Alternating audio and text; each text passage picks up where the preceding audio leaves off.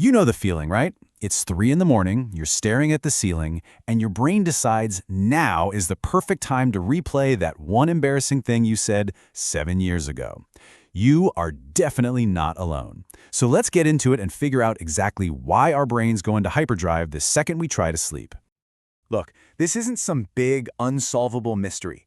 It's actually a pretty predictable thing that happens to almost everyone. There's a real reason for it, and we're going to break it down step by step.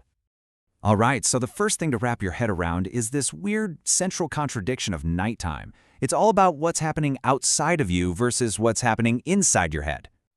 Right? It's wild. The moment the TV's off, the world outside is finally asleep, no more notifications pinging, suddenly the volume inside your skull just cranks up to 11. It's a totally normal human thing, and it all boils down to your brain having, like, two completely different operating systems.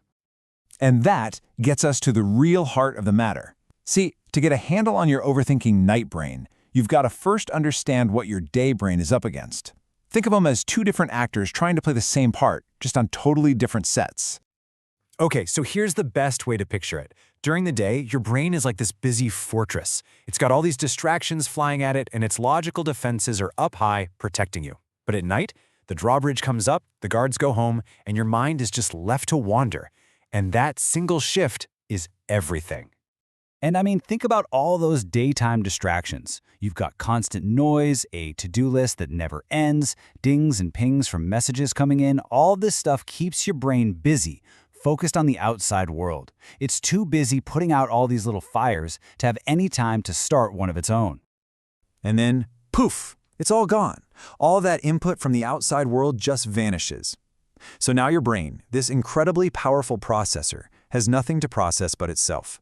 It's like a super smart, energetic kid who's been left in an empty room. It's going to find something to get into, and usually that something is you. So what happens next isn't just random chaos. There's actually a predictable recipe for this. You can literally think of it as a simple 3-ingredient formula that cooks up the perfect storm for nighttime worry. And this is basically how it goes. First, like we said, all the distractions disappear. But, and this is so important, the leftover stress and energy from your day, that stuff sticks around. You mix that leftover buzz with a brain whose logical side is getting sleepy, and boom, you've got the perfect recipe for a thought loop.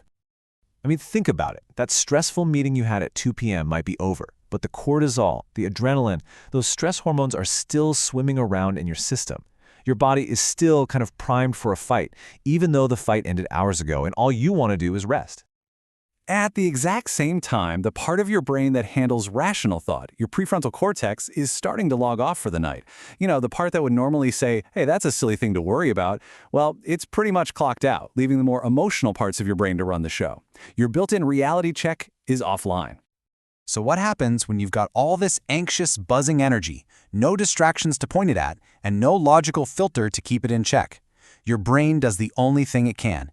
It starts chewing on old problems, replaying mistakes, and turning over worries again and again and again. And this really says it all, doesn't it? It's not that you magically invent more problems at night. It's that the silence of the world finally gives the noise that was already inside your head a stage to perform on. And if you take away one thing from this, let it be this. Overthinking at night doesn't mean you're broken. It's not some deep character flaw. It's a feature, not a bug. It's just the sound of your brain shifting gears from its daytime job to its nighttime one. And sometimes that transition is just a little bit bumpy. So now you know the why. The next step is to get curious about the what. The next time you find yourself stuck in that loop, just notice, what are the specific themes? What are the worries your brain keeps serving up? Because whatever they are, that's a clue. It's telling you exactly what your busy day brain is trying so hard to ignore.